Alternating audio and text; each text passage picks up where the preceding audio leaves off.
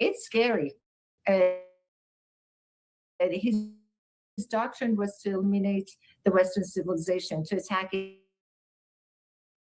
to annihilate, to roll back the Western civilization, to replace the Western civilization with an Islamic caliphate. I consider that a threat more than what's happening now. The other experts we've spoken to, Nazi, have said that even though they took out the supreme leader, that there are other hardliners who could fill the vacuum, that they are prepared for a scenario such as this. So what is the likelihood that there could be regime change that would be good for the United States? I can't speak to that. It's the fog of war right now. Everything is uncertain. The certainty is that one of the longest running dictators in modern era has been killed. He is no longer able to direct policies that hurt the American servicemen in the region, that attack Israel, that come to our doorsteps here in America and infiltrate our think tanks, our universities, and try to assassinate the president. So I am cautiously optimistic that the leadership that comes after this regime in Iran will be oriented towards democracy. We're not trying to make Iran into Switzerland. We're just trying to create the kind of political and social space for Iranian people to be able to be part of the international community and benefit the Western civilization instead of fighting with it. And the remaining question is, can the Iranian people do this? Can they take control of the country in the way that President Trump is calling for? It remains to be seen. Nazi, thank you so much for your time. Thank you very much for having me. And mixed reactions to joint strikes on Iran and the Ayatollah's death in the last 24 hours across the world. And in Iran, some protests have turned deadly, and we're tracking the latest developments next. That's feeding the urgency on Capitol Hill, where some lawmakers from both parties want Congress called back immediately after this military operation in Iran without their approval. They're demanding a formal vote on the war. CNN's Elena Train joins us now from West Palm Beach. Elena, what are we hearing from the president? Yeah, look, to the question of Capitol Hill, Pamela, I know that the White House is working closely with Congress and congressional leaders to try and set up full Senate and House member briefings for this week, and hopefully that will answer some of these questions. But I do think today, as we look at day 2 after these operations, really there's so many questions left of what comes next here. And then that what I think the White House is also grappling with. I know we saw the president say this yesterday, but the reporting that my colleague Zach Cohen and I have is that the U.S. military is planning for several days of attacks. And so what we've seen this weekend is not going to be the end of this. They are expecting this to be carried out for at least a week. We saw the president post about that in a Truth Social post yesterday, essentially saying that the heavy and pinpoint bombing will continue uninterrupted throughout week or for however long is necessary to achieve our objective. But I think one of the key questions that I have as we're looking ahead to really what's next after this, particularly after, the successful operation to take out Iran's supreme leader, is who is going to fill that leadership vacuum. And I know from my conversations with people at the White House, they are also trying to figure that question out. We know, of course, we heard the president say this yesterday in that video address overnight, that they are asking the Iranian people in part to come up and try to fight back against the regime. But I did take away one of the key things I saw. The president did a number of interviews with different media outlets yesterday. And one of the things he was asked was specifically about what comes next with regime change. And this was an answer he gave to one of those outlets. He said, at some point, they'll be calling me to ask who I like. Now, it's not clear at all what he is referring to there regarding, who he would like to run Iran. But it is a question that we've even heard the Secretary of State, Marco Rubio, kind of bring up in recent days, that if they were to take out Iran's supreme leader, there are a lot of questions about the United States' role in regime change and trying to fill that leadership vacuum. So that's a huge question as well. Another big thing I know that the White House is working on is how they're going to sell this to the American people, because a lot of Republicans, Pamela, it's not just Democrats, a lot of Republicans have been very wary of U.S. intervention in another foreign war. This is something that the President Trump himself had talked about a lot on the campaign trail, saying that he would not do that. And so there's a lot of questions as how they're going to be selling this and how long the U.S. involvement in the region is going to be following all these strikes. So a lot of questions that hopefully we will get at least some answers to with those briefings later this week. All right, Elena Trine, thank you so much. And joining us now is Republican Congresswoman Anna Paulina Luna of Florida. She sits on the House Oversight and Foreign Affairs Committees. She's also an Air Force veteran. Representative, thank you so much for being here with us.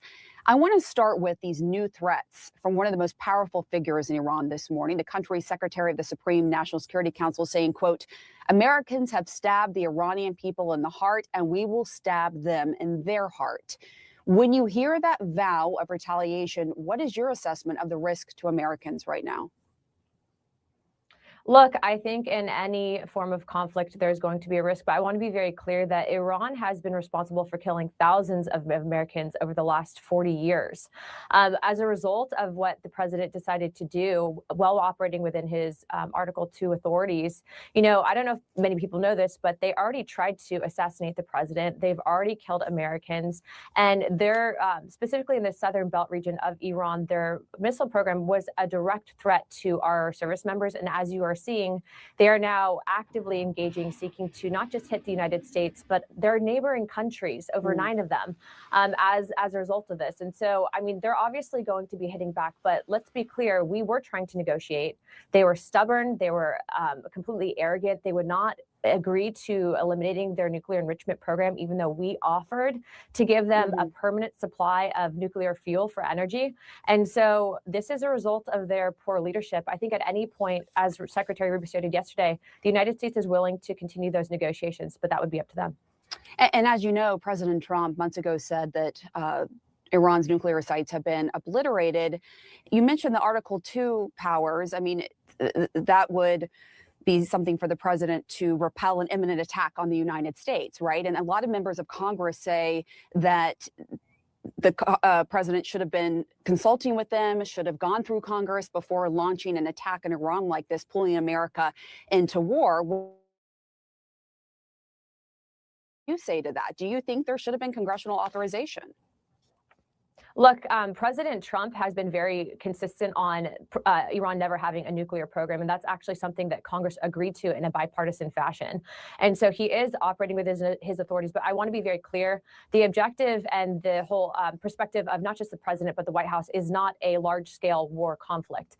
It is targeted military action and strikes, specifically because, Iran was refusing to even come to the table on a nuclear agreement in regards to not enriching. And also there were actual missiles posing a direct threat.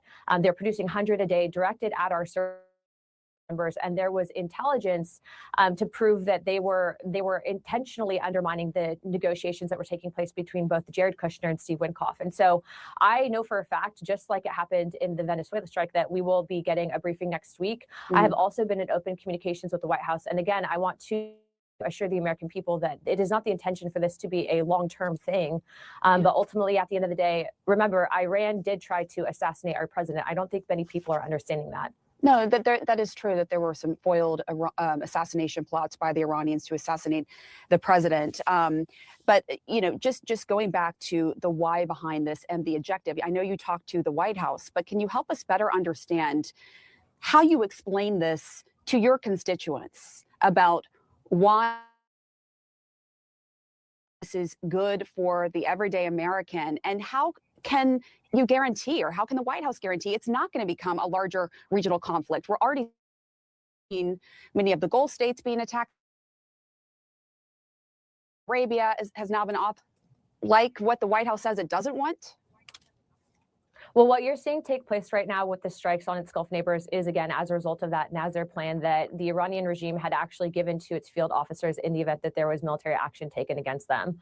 Obviously, again, according to Secretary Rubio, the door remains open for negotiations on eliminating that nuclear enrichment program. But to be clear, Iran over the last 40-something years has killed thousands of Americans, and they were only going to continue to do so. And actually, the action taken by the president was what's happening is you are seeing also to the removal of the powers at will that were actually responsible for destabilizing the entire region that would result in, no matter what, I think the United States being drawn into a long form conflict of which we are trying to avoid. And so what I will continue to tell the American people is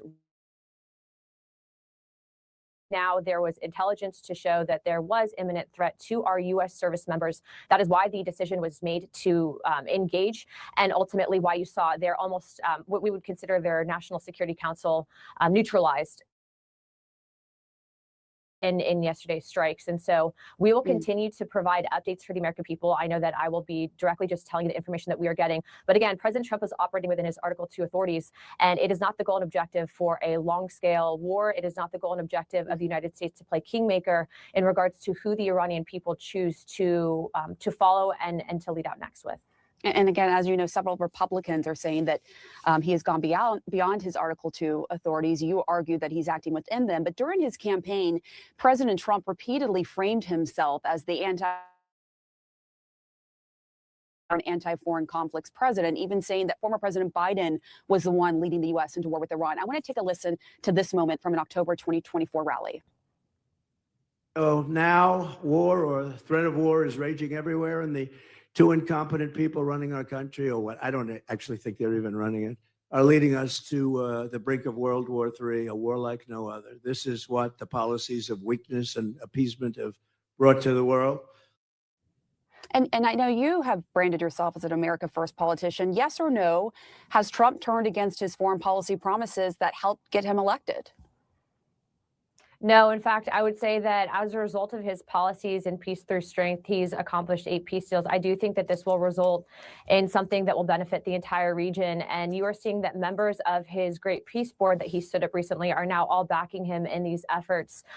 President Trump has been able, and probably the only president, to establish great relationships with the United States and other Gulf Kingdom nations, except for Iran. Had Iran actually come to the table in the agreement that Congress agreed to and not having a nuclear enrichment program, things would be different. But the fact is that conversations with Jared Kushner and Steve Witkoff and the regime did not go as planned. It was not so good. They were arrogant. They were stubborn. And we cannot allow them to have a nuclear weapon. As you are seeing, they are not people that you can negotiate with. They have been operating a terrorist regime that has been responsible for killing thousands upon thousands of Americans, not to mention their own people. And so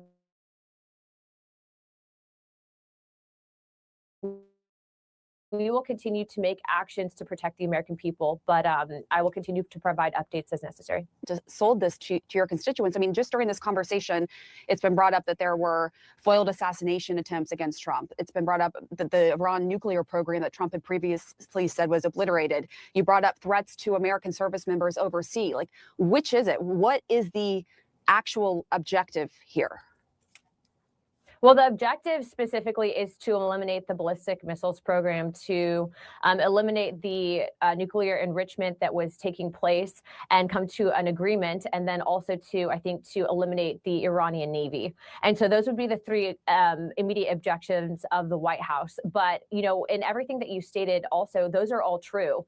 And what I'm doing is I am telling my constituents, I'm trying to do as much media as I can to get the message out to my constituents specifically. And I think as of right now, because of how fast this is all moving, you know, the first 100 hours of war are the most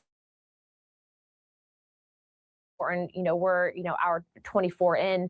And so as things continue to evolve, which, you know, as you just stated earlier, Saudi government may be jumping in. Right. Obviously, these things will change. And so we will be providing updates as necessary. But I think the president's team, I want to American people that based on the information that I'm receiving and what I can share in a not classified setting, this is well thought out. It's not just being done willy-nilly. It is a well thought out plan. Just quickly, as I try to understand this, if it is about the nuclear program, and again, Trump had said it was obliterated, but that they're reworking to try to get it going again. Can you concede there was not an imminent threat from Iran to the United States then, if this is just about the nuclear program? Well, it's not just about that nuclear program. It's two-part, right? Remember, I had stated earlier that they had missiles in their southern belt region that they were working on about 100 a day that were aimed at and a direct threat to our service members. In addition to that, you had the failure and refusal of them to negotiate and come to terms on their nuclear enrichment, what they're going to be doing with that. And so I do believe that the administration was making every effort to, again, have a peaceful solution to this. But when you have individuals that are not wanting to negotiate, even going as far as turning down a permanent supply of, again, nuclear, if you will, for energy for their own people in an agreement to not have that enrichment program. I think that what you're seeing is that they never wanted to come to terms on a negotiation. They wanted business as usual. And it is a fact now, as you're seeing with the response, that they are willing to continue to harm Americans. They have killed thousands of Americans over the last 40-something years. That was not going to stop anytime soon. Not to mention, they have been responsible for state-funded terrorism, organizations in the area, the terrorist.coms, to include potentially terrorist.com networks within our own country, have been responsible for, again, many Americans dying. And so we are going to eliminate that threat. We will continue to do whatever we can to, again, open up the doors to that negotiation. And that's what you saw Secretary Rubio state yesterday, that at any point, new leadership in Iran can contact the U.S. government. All right, Congresswoman Anna Paulina Luna, thank you so much. Thank you. We're following more breaking news. We're learning of a strike on a residential building in Israel. Those details are next. Islamic Revolutionary Guard posted this: the most ferocious offensive operation in the history of the Islamic Republic of Iran arms forces will begin at any moment. And shortly after that, at midnight in Mar-a-Lago, the president posted this on Truth Social. They better not do that. However, because if they do, we will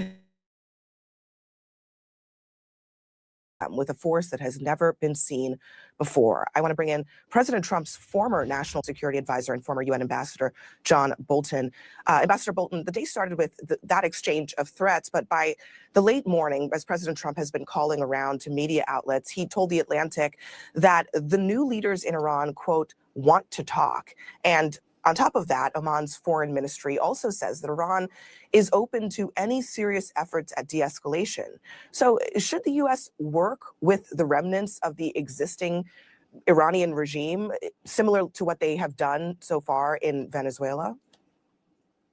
Of course not. It's a mistake in Venezuela. It would be a mistake in Iran. I have no doubt that whatever is left of Iran's top leadership is perfectly happy to talk to the United States, to play for time, to stop us and the Israelis from pounding them.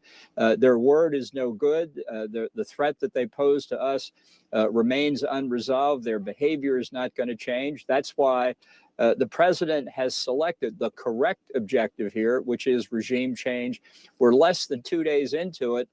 We need to have patience and not listen to those that will do anything, say anything to get us to stop. Yeah, but I think people are also eager to get a sense of what is next. I mean, as you know, the late Shah's son, Reza Pahlavi, has been suggesting that he is the person who could lead Iran. Do you think that he actually has the support, the power, the infrastructure to do that? Well, we don't know whether he does or anybody else does. And I think it's a mistake to focus on who the next leader of a non-Ayatollah-led Iran will be. Once we have a non-Ayatollah-led Iran, then we can worry about it.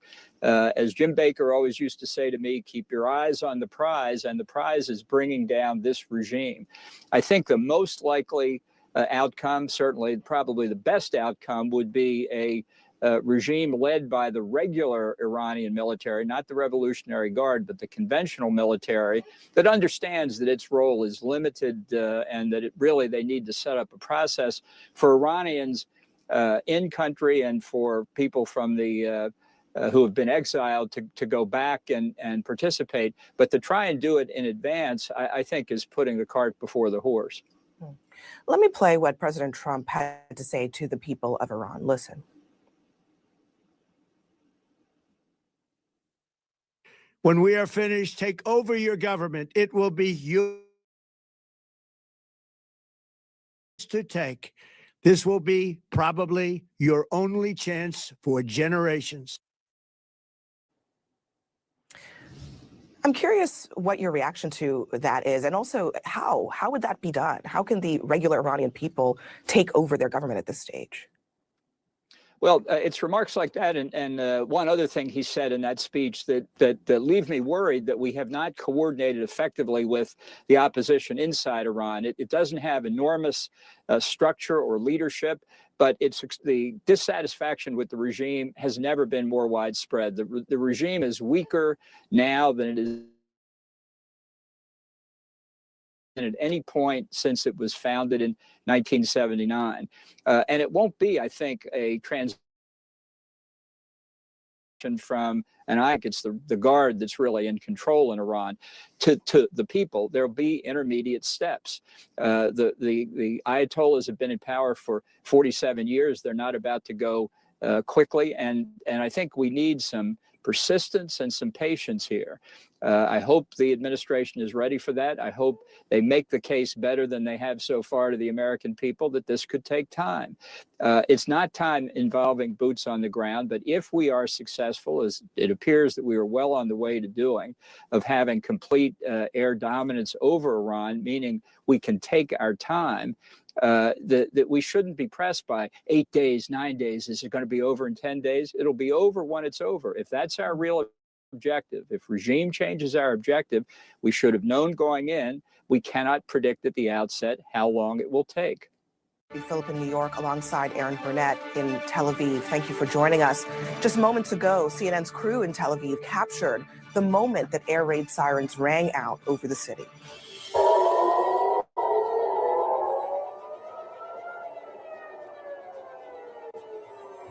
CNN's Jerusalem correspondent Jeremy Diamond reported that multiple rounds of incoming Iranian ballistic missiles came in the last hour, and Israel and Iran both launching new attacks today. The IDF says that a short time ago, its air force is now flying almost freely over Tehran. And this is just new dramatic video showing you an Iranian airstrike on Bahrain on Saturday in response to the killing of the supreme leader Ali Khamenei.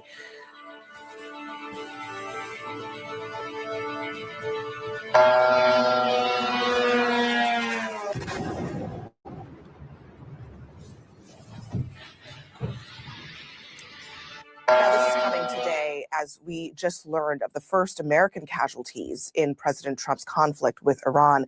U.S. Central Command says that 3 service members have been killed in action and another 5 were seriously wounded. They sustained minor shrapnel injuries and concussions, though it is unclear how these service members were killed. A senior White House official has told CNN that President Trump will eventually speak with the new potential leadership in Iran, but says that for now, the military operation will continue.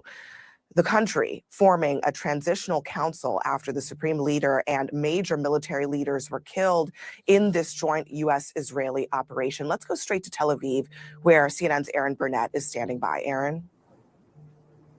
Yeah, Abby, and you just heard those sirens, of course, the way that things are here right now in this war that is affecting this entire region now in an unprecedented and stunning way. We are still waiting on more details about the 3 U.S. service members killed in action and the 5 others, Abby, that you mentioned who are seriously wounded in terms of what happened and where. U.S. Central Command says right now that they're waiting until 24 hours after next of kin for those soldiers is notified to release additional information. An incredible moment to think about, right? That just days ago, this was something many would think was impossible. And now here we are. Americans have died in action in this war. For more on what we do know, CNN Chief International Correspondent Clarissa Ward joins us from Erbil, Iraq. And our Jerusalem correspondent, Jeremy Diamond, is here in Tel Aviv and covering the story from here with us.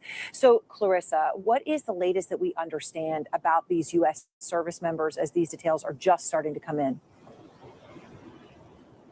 So, Aaron, I just want to talk, if you will allow me, because we have just been hearing another series of booms coming from that direction. That's the same direction where we heard explosions earlier in the evening. We then could also hear small arms fire. That's an indication potentially that it was some type of a drone attack, people trying to shoot down those drones. And it was coming from the direction of the Erbil airport. Now, earlier this evening, just an hour ago, when there was another series of explosions at the airport, we actually drove right close to try to get a better look and get a sense of what was going on. Take a look at what we saw, please. Airport, which is one of the very few places in Iraq where you can still find U.S. service members. There appears to be some kind, or have been some kind of a direct impact there. Unclear what the cause of it was, potentially rockets. We have seen a big uptick in the last few hours with not just Iran striking Iraqi Kurdistan and here in Erbil, but also Iran-backed militias inside Iraq, which have significantly escalated their attacks. You can smell that very distinctive, smoky kind of cordite smell.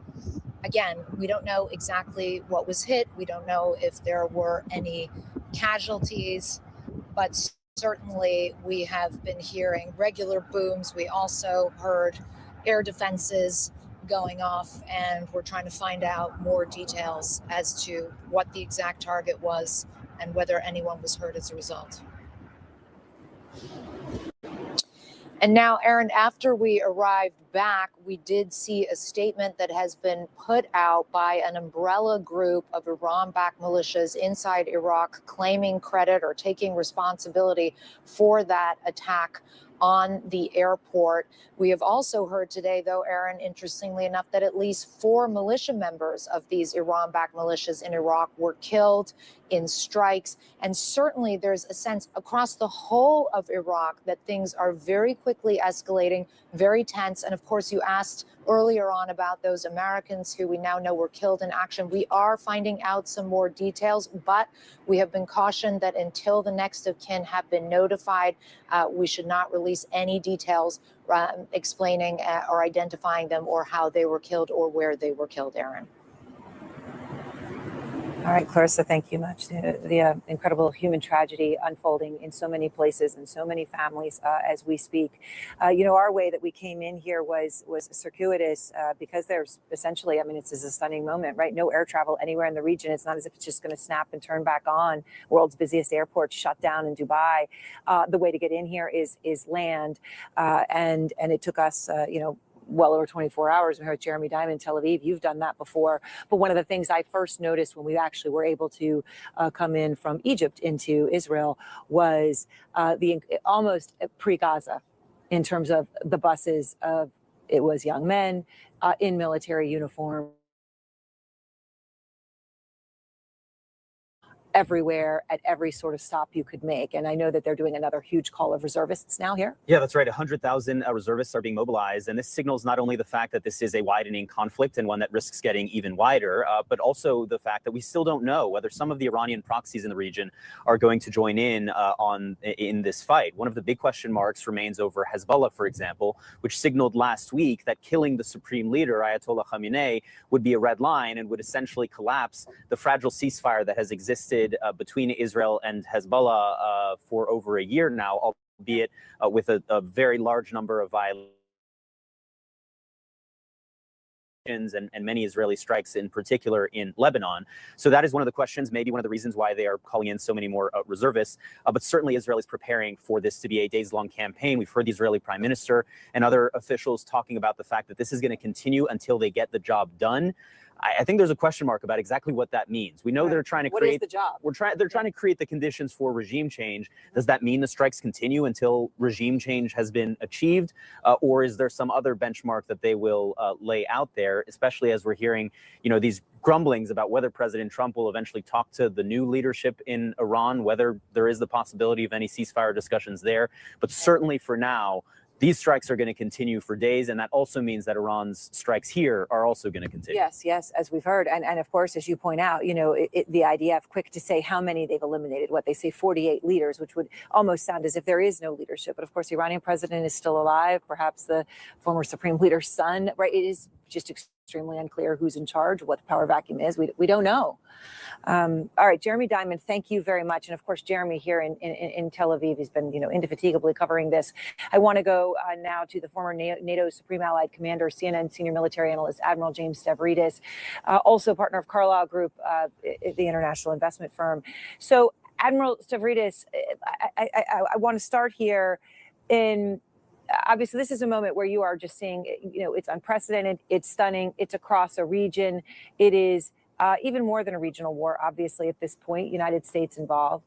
But now you have American soldiers dead, which could be a transformational point. How do you see this? First and foremost, I think the strikes are going to continue for some number of days, if not weeks. Clearly, you were just discussing quite correctly with Jeremy the idea of what is the job we're trying to accomplish here. And pretty clearly at this point, it's regime change. Whether there's an off-ramp, Aaron, to at least talk to whatever the new leadership looks like remains to be seen. But point one, plan on continuing strikes. Point two, the Iranians are going to try and close the Strait of Hormuz right in the center of the map you're showing. That's 25% of the world's oil that goes through there. So look for oil prices to go up significantly. And point three, the Iranians will not only seek to close that strait, they're going to continue to expend their inventory, their ballistic missiles against the targets that you are dodging yourself personally in Tel Aviv. So that's kind of the predicate. Final thought, in some ways, if there's going to be regime change, it's not going to be the direct result of these strikes. It's going to require the brave people of Iran to come out and face this rotten theocratic regime. And when that happens, are we going to see Tiananmen Square and protesters shot down? Or are we going to see the French Revolution, a successful national movement that gets rid of the old? Yeah. So there is much more to follow here. And I am, above all, holding those American servicemen and their families in my thoughts and prayers. Yes. You know, it is so hard to understand, not just through the opacity with which we cannot see into what's really going on in Tehran right now, the question marks, but also, Admiral, what damage has really been done physically, right? There's a lot of embellishment. There are some facts. There's bellicosity, and it's very hard to tell the difference between the three, right? So we have satellite images that we've just gotten in that shows significant damage at multiple military bases in Iran. Then you have Trump coming out and, talking about how the Iranian Navy is on the floor of the sea and essentially eliminated. How much can you see what the reality is right now? I mean, we also hear that Iran has thousands of missiles that it can still fire, and it could, if it continued to use them appropriately, it could overwhelm U.S. missile defenses if it's able to do so over a certain period of days. What really is the situation here as you see it? When I put my commander's eye on this thing, and I think back, for example, to the 2011 war in Libya, in which, as Supreme Allied Commander of NATO, I directed 25,000 strikes. We hit and serviced 6,000 targets. What I'm seeing is a very comprehensive campaign across the spectrum of military targets, military industrial complex, and naval forces, the latter being most important to take out in order to keep the Strait of Hormuz open. Aaron, we're going to do, I'd say, another 24 hours plus of strikes. And then I think you'll see a pause for battle damage assessment. CNN and other outlets are on top of this, looking at satellites, but our U.S. military satellites are even more precise. So look for a real evaluation, probably 24 hours from now. It's a lot of damage. Yeah, and we've yet to see the full range of the capabilities. There was, one comment today from the foreign minister in Iran that I found a bit startling, sort of saying, well, the units that are making the decisions about where to strike, right, as if it was coming unit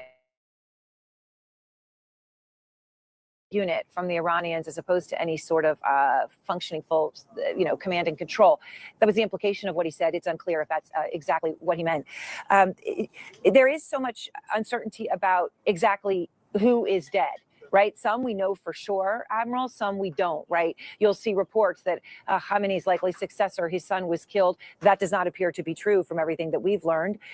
So where do you think this goes? I mean, they've got a process where there's a leadership council and you form that and they did that and then you name this. And is any of that functioning? The original set of actors, I think, are no longer part of the board.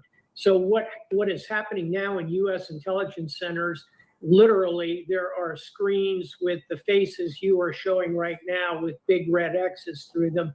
And that next level that's coming up are going to become the target set. And if you think back to our global war on terror against Al-Qaeda, we were always after Osama bin Laden, of course, but we were methodically killing the deputies, the operations officers. We used to say the most dangerous job on the planet is being the COO of Al-Qaeda. We killed him 25 times. Yeah. It shows you that the groups will continue to surface talent. There'll be opportunities for promotion, but our folks are pretty relentless, and I think they'll continue to drive down those numbers. Israeli strikes. And this shows destroyed buildings at a drone base in Iran. And this is a destroyed cruise missile storage facility and damaged bunkers in Iran. You can see the precision strikes on the aircraft shelters in this photo. And this is a satellite image of destroyed naval ships and buildings.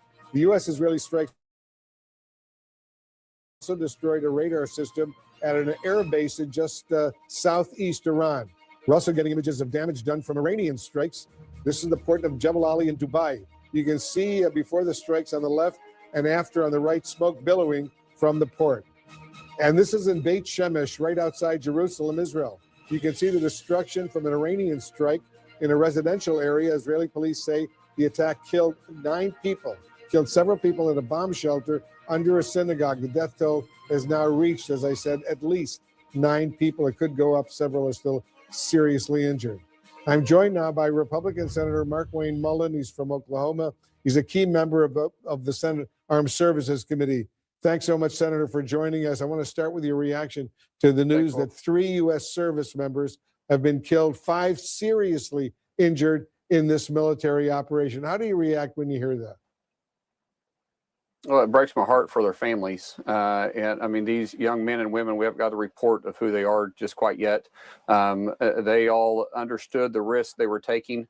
But at the same time, it hurts us because while they're out there defending our freedoms home and abroad, we're out here enjoying it back in Oklahoma for the ultimate price that they paid. Their families, though, today, they're hurting. And those are the ones we need to be praying for, those that were married, those that were brothers and sisters and moms and dads, and then the parents of these brave young men and women too. So, Wolf, I think all of us can come together and say we're hurting and we're praying for the family and at the same time our forever gratitude for the sacrifice they made for this great nation. Yeah, our deepest condolences to their loving families. So sad indeed.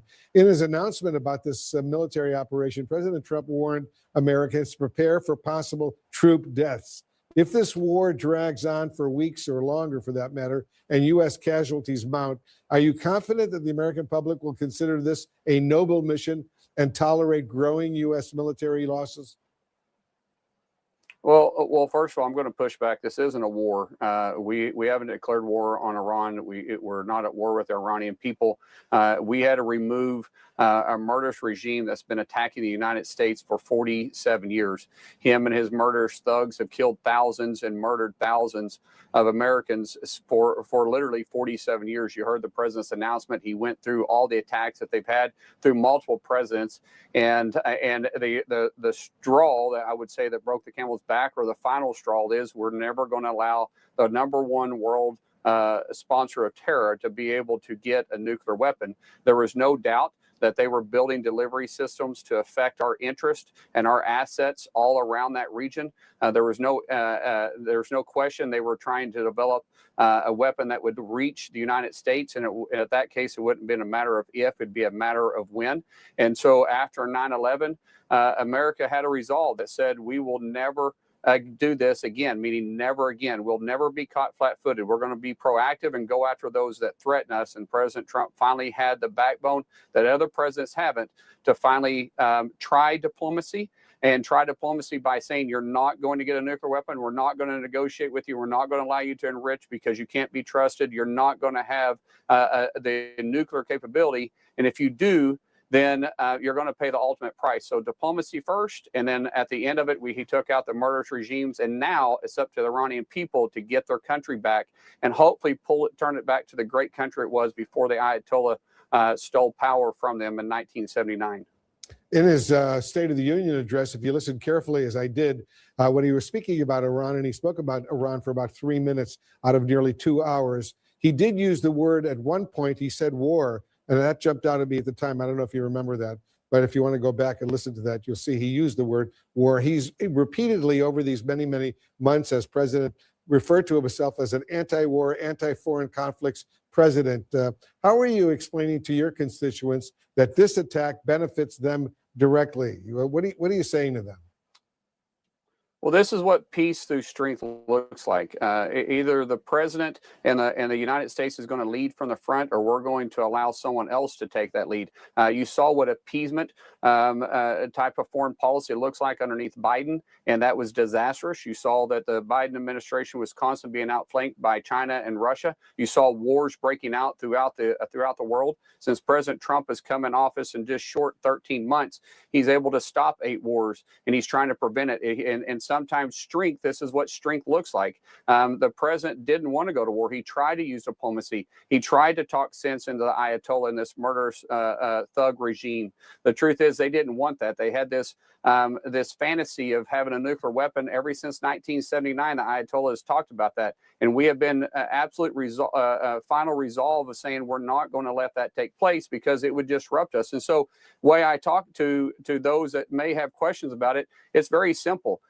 It is in our interest because what happens around the world will affect the United States. Our economy is a world economy, regardless if we like it or not. The dollar is the world currency. And with Iran having a nuclear weapon, it would destabilize over 20% of the world's oil, which does directly affect all of us because you cannot build a product and you cannot deliver a product without factoring in the energy costs. And then the shipping lanes that they could easily disrupt with the Suez Canal and the other straits that are around there, it would make the economy constantly volatile. So bringing stability to the Middle East is in the United States' best interest. So that's why we have so many assets there, Rolf. I'm sure you can show a picture of how many bases we have just in that region because of how important it is to the United States. Certainly is a critically important area. Republican Senator Mark Wayne Mullen of the great state of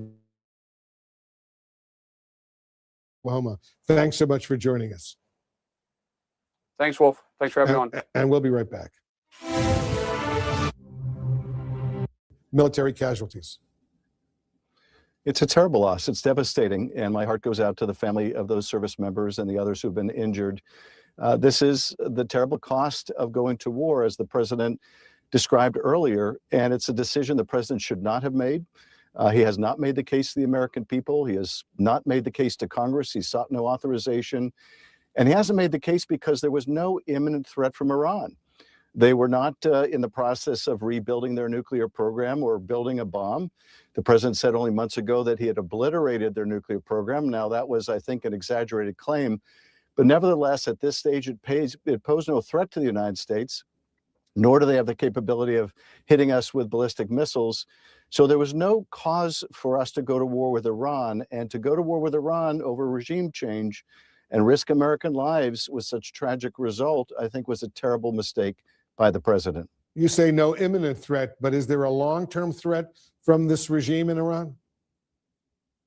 Sure, there's a long-term threat. There's a long-term threat from North Korea. There's a long-term threat from other parts of the world also, but we don't just go to war over a long-term threat. And there's no constitutional authority for a president to go to war over a long-term threat. without seeking authorization from Congress. Now we have a situation where we really can't predict what happens next. We see Iran lashing out at the region, lashing out at our bases around the region. We may have the Iranian people rise as the president is calling on them to try to topple the regime. Right now, we've decapitated it, but the regime still exists.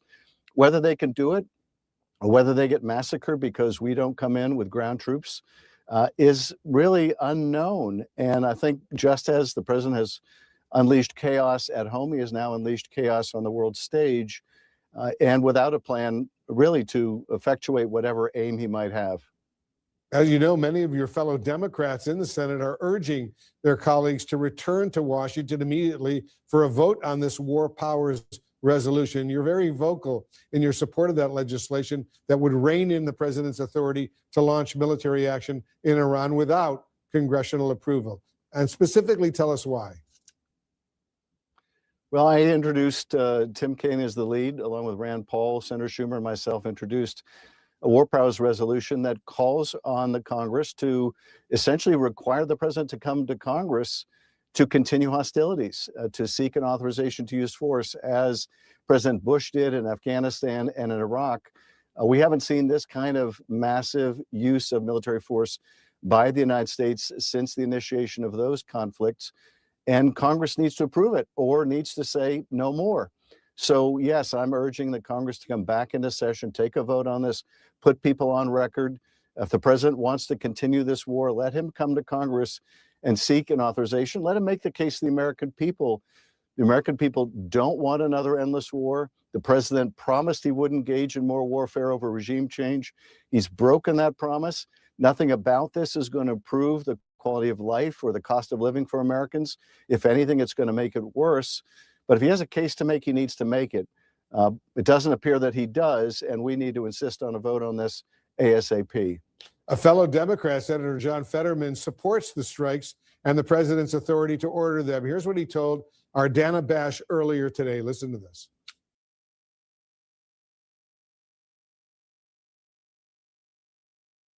People keep described that it was a legal war. Now, read the War Powers Act.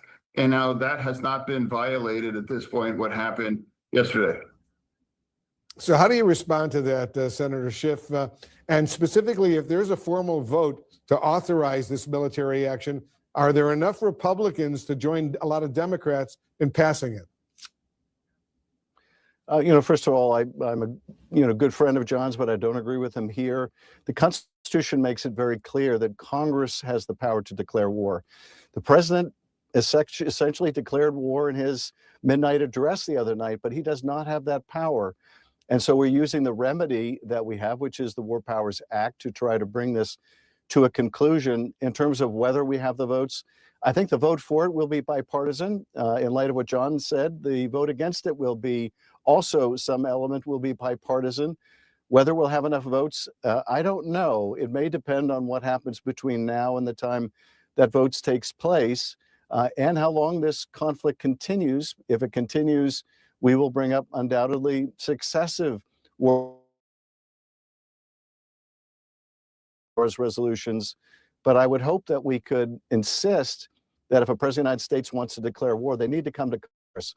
This president has shown all too much willingness, whether it's in Venezuela or Nigeria or Iran or elsewhere, to simply let loose the dogs of war, and we need to rein that in. Senator Adam Schiff, thanks so much for joining us. Thank you, Wolf. I want to bring back my colleague, Frederica Whitfield, who's joining us from Atlanta right now. Fred? All right, well, several people were killed when an Iranian missile hit a bomb shelter located below a synagogue. And this happened earlier today in a residential area of the city called Beit Shemesh on the outskirts of Jerusalem.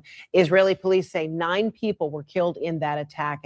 And then just moments ago, sirens rang out in Tel Aviv, and we also saw some interceptions taking place over the city.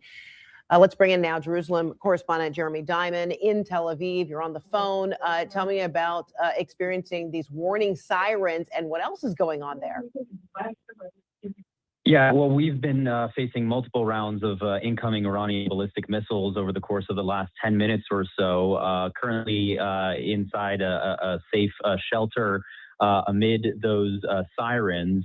We did see, as soon as those sirens went off, multiple interceptors being fired from Tel Aviv, going into the air, trying to intercept some of those Iranian ballistic missiles. So this does appear to have been quite a significant barrage. Multiple booms could be heard from the shelter in which we currently are.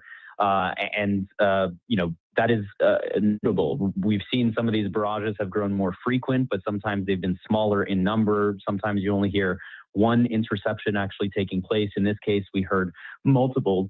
As it relates to earlier today, we were in the city of Bet Shemesh, a really tragic scene there where you had not only the fact that this ballistic missile appears to have made direct impact onto a synagogue there, but also the fact that a bomb shelter was beneath that synagogue. Multiple people were sheltering inside that bomb shelter, but unfortunately, several of them were killed as a result of the direct impact in the synagogue caving in on that shelter. I spoke to residents there who were very shaken by what had taken place, shaken by the fact that people who tried to get to a safe place were ultimately killed inside that shelter. At least 9 people have been killed in that attack, according to Israeli paramedics.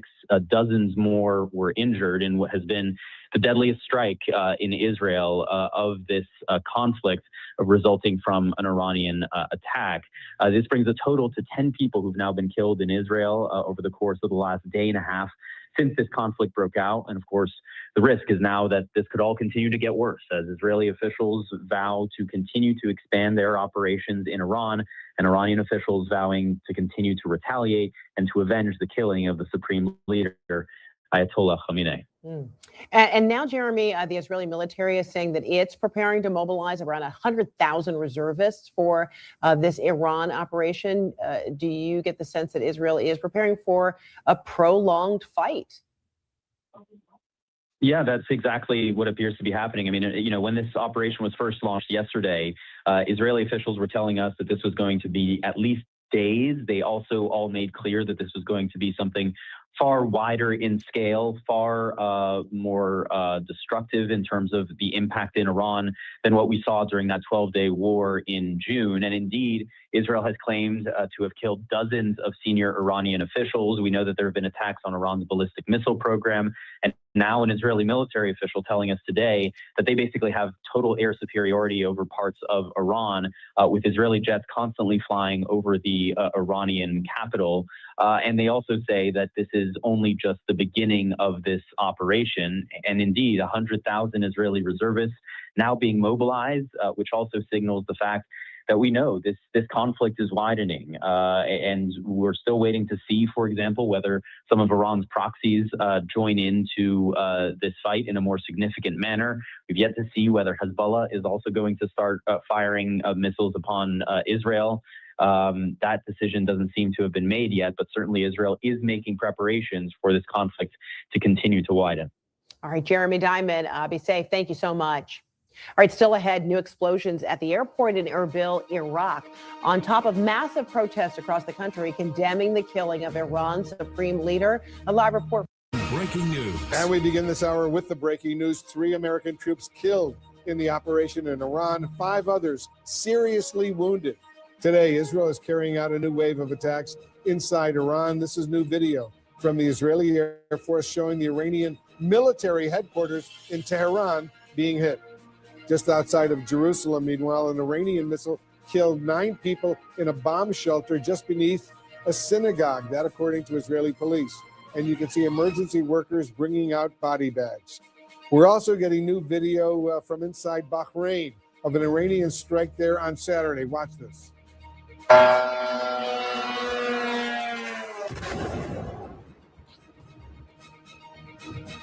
Bahrain, the home of the U.S. military's 5th Fleet. President Trump is telling The Atlantic magazine that the new Iranian leaders do want to talk, although he did not specify who the new leaders are. CNN's team of correspondents and experts are here to break down all the very latest developments. I'll also speak to lawmakers from both sides of the aisle. Joining us now is Senator Tim Sheehy, a Republican from Montana. He serves on the Armed Services Committee. He's a retired U.S. Navy SEAL. Senator, thanks so much for your service. thanks so much for joining us. I know you have said that President Trump made the right decision in launching these strikes on Iran. You are a combat veteran. You were awarded a Star with Valor and a Purple Heart. You know the military, you know war. First of all, can I get your reaction to the very sad news that 3 U.S. service members are confirmed killed during this operation in Iran, and at least 5 others seriously, according to the Central Command, seriously wounded? What's your reaction? Well, of course, any loss of life or injuries for our men and women in uniform is unfortunate, Wolf. And as you know from decades reporting in the region, this is par for the course for Iran, and we have to unfortunately weigh the risks to our current forces against the risks to our future forces. And of course, as you know, for decades, the Iranians have killed thousands of American servicemen all over the world. And as you well know, in the past several weeks, they've been killing tens of thousands of their own people. So unfortunately, risk reward is part of what we have to weigh in any of these operations. This was the right call. We got to finish the job. So tell us a little bit more why you support this military action. Well, again, as you know, as you just said, you've been throughout the region. I've myself served at that naval base in Bahrain during my time in service. And Iran acts as the single largest destabilizing force in that region, has been for the last half century through their proxy groups, Hezbollah, Hamas, of course, the Houthi rebels, and a global network of terrorist organizations. They also, of course, Wolf, as you know, serve as a regional attack dog for groups like China and Russia, who use Iran and other rogue states like Venezuela as destabilizing forces so that they can keep us tied down doing things that keep us from doing things they don't want us to be doing, like supporting Ukraine, like defending Taiwan. So this type of operation to finally behead and hopefully permanently degrade the ability of Iran to launch these destabilizing strikes is very important. It's long overdue. And I'm very grateful the president has made the decision to finally take these folks out. Because again, as you know, since the 1980s, this regime has been murdering in the most brutal way, not just American servicemen, but innocent civilians the world over. Iran's supreme leader, the Ayatollah Khamenei, has been killed in these strikes, along with other top Iranian military leaders. President Trump, in fact, says 48 Iranian leaders have been killed, and he tells the Atlantic magazine that Iran's new leaders want to resume negotiations. The president says he has agreed to talk with them. Has the U.S. military objective been met? What is the end game of this mission? Listen, the end game is pretty clear. We need to stop the terror coming out of the IRGC, the Iranian Revolutionary Guard Corps. That terror will continue as long as this regime is in place. And I think the Iranian people, most importantly, have made clear they're ready to take their country back. They're ready to finally topple this regime, but they need help. And we've been helping them now here these past several months since Midnight Hammer and through now. And my hope is that we're able to weaken the regime to the point where the Iranian people can rise up and once again build a government that represents their interests, and they can live free in their own country. And that will also provide stability to the rest of the region and ultimately the world. And as you know, Senator, just a few nights ago, President Trump addressed the nation with his State of the Union speech that ran just short of 2 hours, an hour and 47 minutes. The president spent only 3 minutes talking about Iran. Did he adequately prepare the American public for this military action? Well, as you all know, he's been very consistent in this. Let's not forget, he took out Soleimani during his first term, and Soleimani was the architect of the death of many of my friends, many folks you know as well, from journalists to civilians to servicemen. And he set the tone with killing Soleimani in 2020 that showed that we were actually going to enforce the red lines that we set out. We weren't going to talk big and let Iran continue to spread their reign of terror. When they did something that was bad, we were going to hit them back, and he did. He did again with Midnight Hammer when they were told repeatedly through negotiations that lasted decades that their nuclear program was not to progress. They ignored those warnings. They continued to progress, and we took that out. Now, over the past several months, they've been given consistent signaling from the administration that any attempt to rebuild this program or any attempt to continue their reign of terror was going to be met with another strike, and it was. So this has been a pretty steady ratcheting of pressure, be it economic sanctions or military action. So I think to say this wasn't signaled pretty clearly is just not accurate. The president and this administration have signaled very clearly what the consequences of bad action were going to be. And it's about time we punish bad behavior on the world stage from Iran, and that's what we're doing. Iran has targeted U.S. military bases and U.S. Troops inside 7 neighboring Arab countries, and I'll read them: Bahrain, UAE, Qatar, Jordan, Kuwait, Saudi Arabia, and most recently now in Iraq. Are you worried about this conflict escalating big time right now, or destabilizing, in fact, the entire region? Well, the simple fact is it's already destabilized, Wolf, as you know. I mean, Iran has been destabilizing the region for 46 years. So to say that to take them out is going to destabilize the region, I think is a little bit backwards. Their very presence and their very continued action has been destabilizing. Now, getting rid of them, we're only 24 hours, 48 hours into this, is probably going to last another several days, if not weeks. But short-term destabilization here in the immediate is going to lead to a longer-term runway for the region to get back, hopefully to a economic and diplomatic stability that they all want and we all want. I think it's pretty clear. I've served in every single one of those countries you've talked about. I'm sure you've been there as well.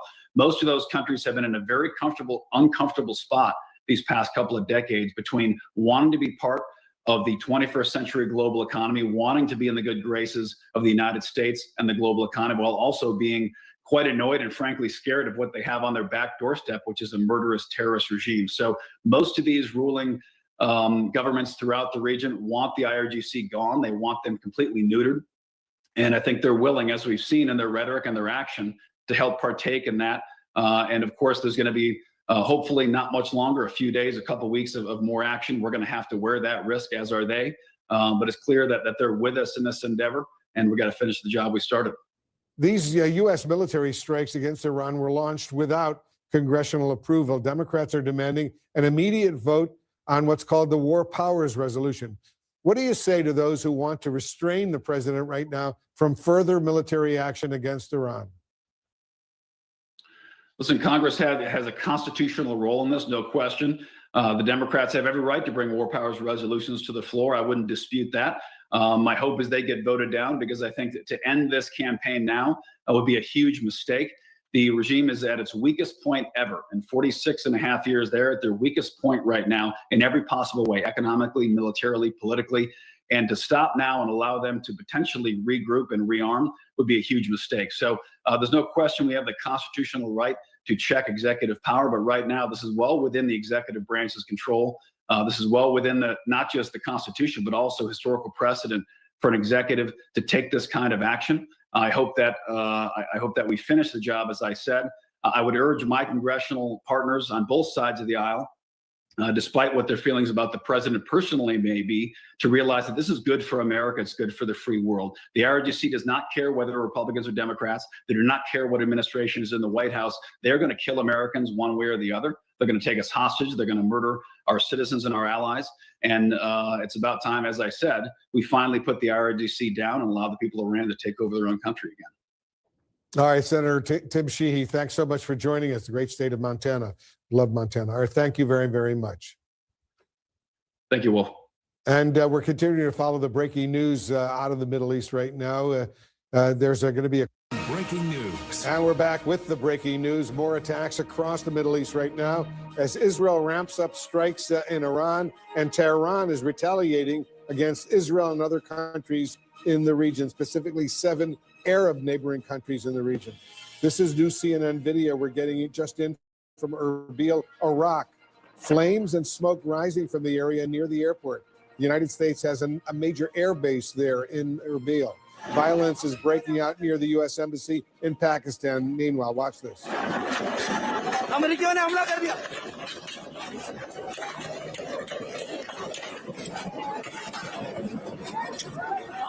Anger is growing there against Americans after the death of Iran's supreme leader, the Ayatollah. We're also seeing celebrations and condemnation of this operation around the world. This is in Paris. Thousands marching in support of the Iranian people, flying Iranian, U.S., and Israeli flags. And this is the scene in London. Look at this.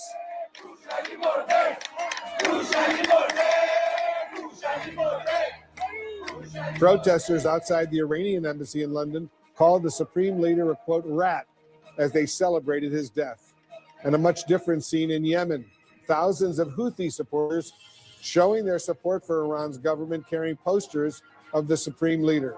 And in India, protesters are mourning the death of the Ayatollah Khamenei.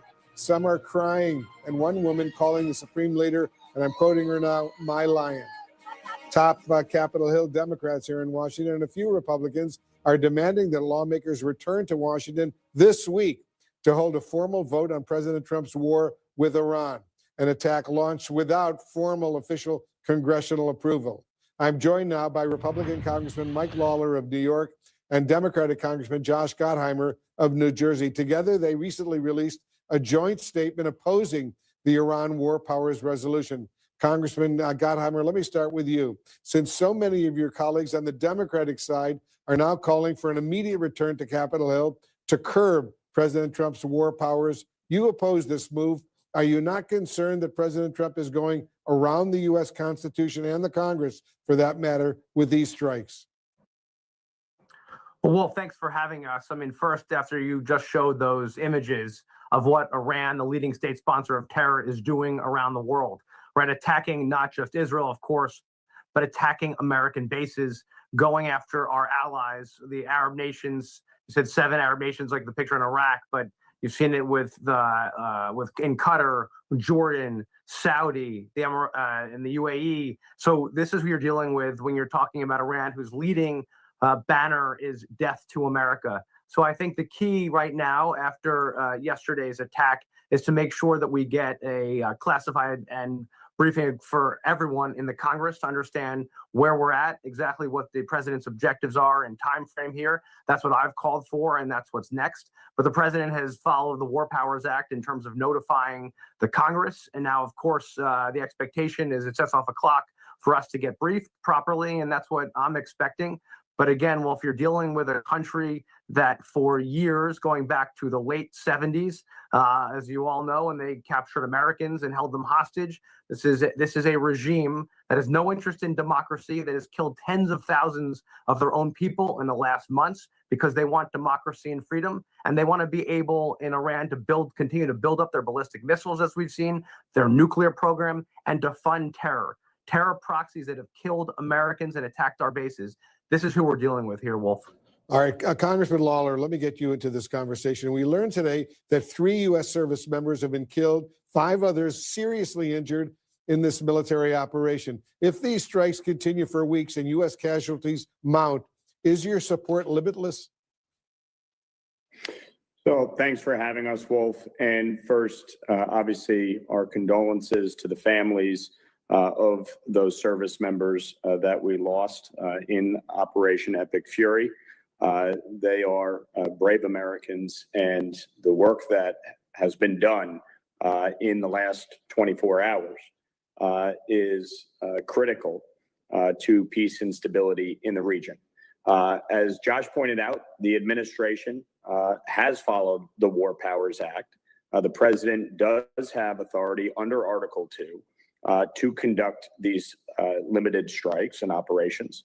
And presidents of both parties have used these authorities for decades. The fact is that Iran, as the greatest state sponsor of terror, the threat needed to be eliminated. Not just its nuclear ambitions, but its ballistic missiles program, its funding of terrorism, and the oppression and slaughter of its own people. As we are going to be getting a classified brief this week, there will be numerous conversations between the administration and Congress on the path forward. If boots are going to be required to go on the ground, for instance, that is something that I do think there would need to be a much larger discussion, and Congress would need to act.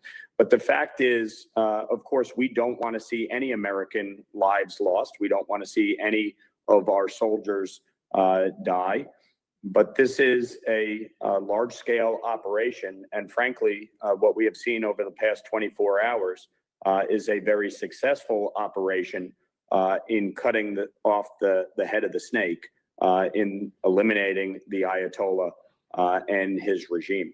Congressman Gottheimer, when you released that joint statement opposing the Iran War Powers Resolution, you did call on President Trump to brief Congress and all appropriate committees before any planned military action in Iran took place. Do you feel the White House was transparent with Congress about its plans and goals ahead of these strikes?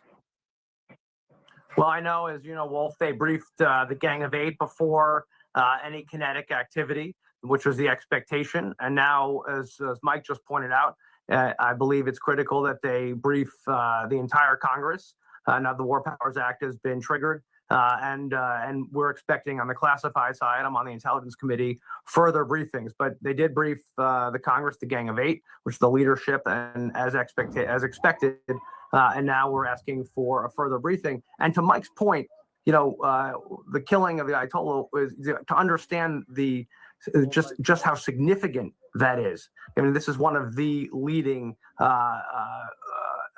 not just faces, but literally purveyors of terror that's killed tens of thousands of Americans over the years. And so that is a very important thing and step for our national security. Congressman Lawler, President Trump told the Atlantic magazine today that Iran's new leadership wants to talk. Are you optimistic at all that these strikes will force Iran back to the bargaining table and bring some real change potentially to Iran? Well, look, there's always the hope, and you always keep diplomatic channels open. War and the use of military force should always be a last resort. But as President Trump has shown, he has given the opportunity time and again for talks, for negotiations. And last summer, after 60 days of negotiations in which Iran refused to give up its nuclear program, the president acted. Just last month, we saw with Nicolas Maduro, after his refusal to negotiate, the president acted. And again here, after the Ayatollah and his regime refused to cooperate on its ballistic missiles program, on its financing of terrorism, and were working to reestablish their nuclear ambitions, the president acted. So my message to the new leadership would be take this seriously and finally, with the Ayatollah gone, negotiate an end to this 47-year reign of terror that has brought nothing but death and destruction. There's a reason, Wolf, that the Iranian people are celebrating in Tehran and around the globe. And there's a reason the Venezuelan people were celebrating when Nicolas Maduro was removed. They understand that both Maduro and the Ayatollah brought death and destruction to their own people. The world is safer today with the Ayatollah dead. All right, Congressman Mike Lawler and see a Congressman real Josh Gottheimer. Yeah, I'll one just say, quick Walt, final you can see point. a Go real ahead. opportunity. I just want to say, as Mike pointed out, there's now an opportunity for peace in Iran and for freedom in Iran. And that's why people are celebrating around the world and in our country because they recognize that. And that's one of the things that's so significant about this campaign. And I think that's critically important. It's fighting terror, it's fighting nuclear weapons, it's fighting, of course, ballistic missile attacks around the world, but it's also a great sign of democracy and freedom for the people in Iran. All right, thanks to both of you for joining us. We'll continue, of course, this conversation as this fighting continues as well. Fred, service members have been killed in the U.S.-Israeli military operation against Iran. 5 others have been seriously wounded.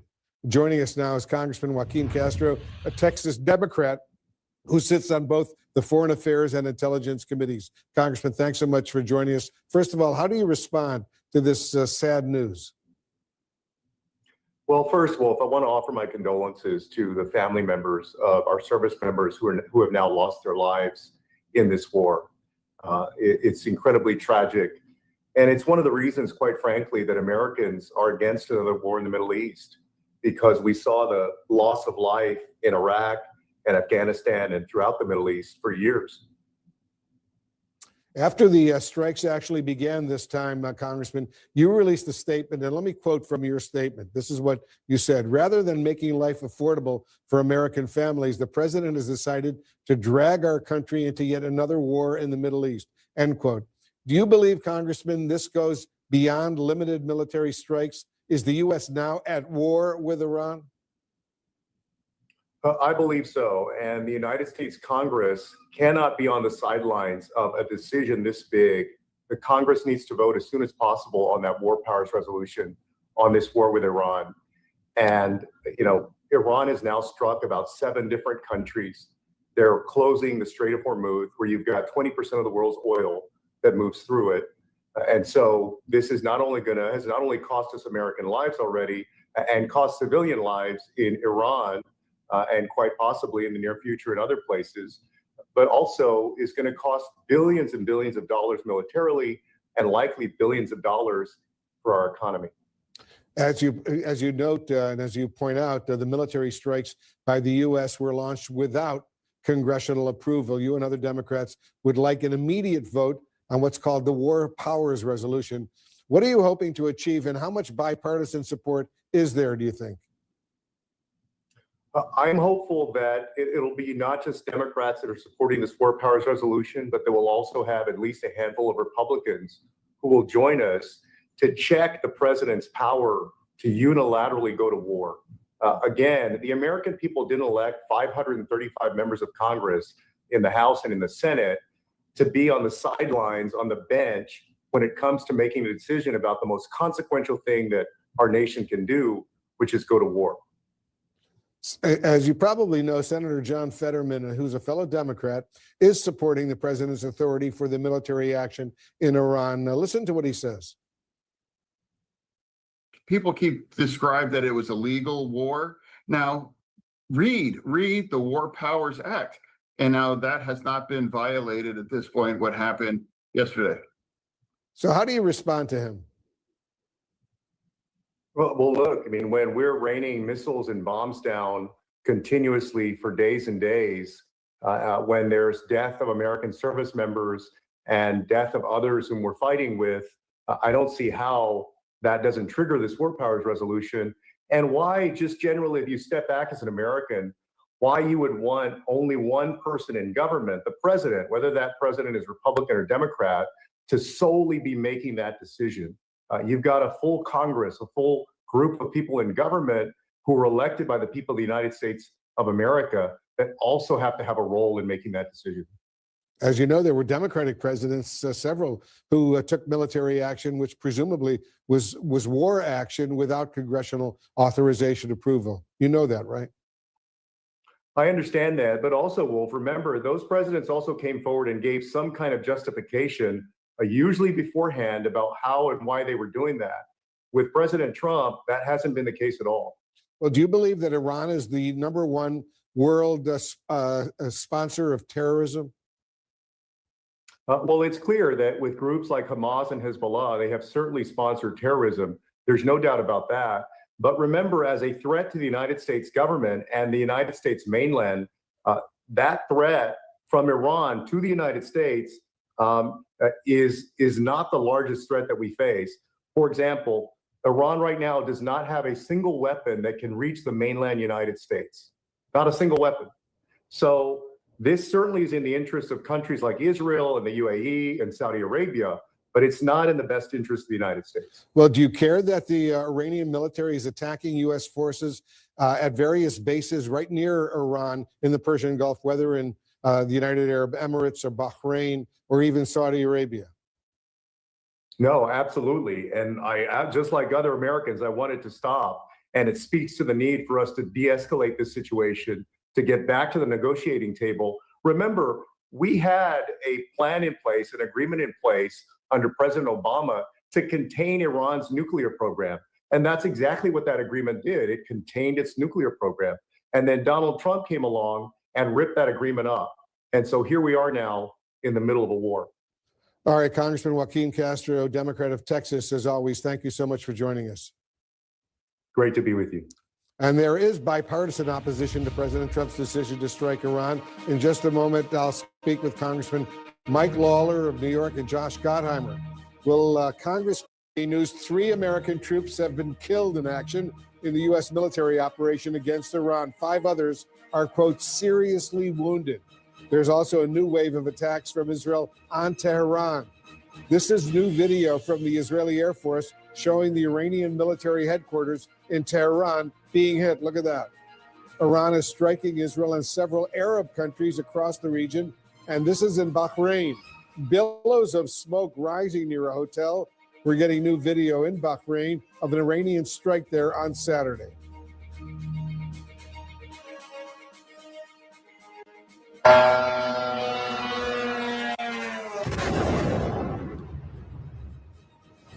And this is the famous port of Jebel Ali in Dubai. You can see before the strikes on the left and after on the right, smoke billowing from the port. And take a look at this video. This is a tanker after being hit in the Strait of Hormuz, a major shipping route.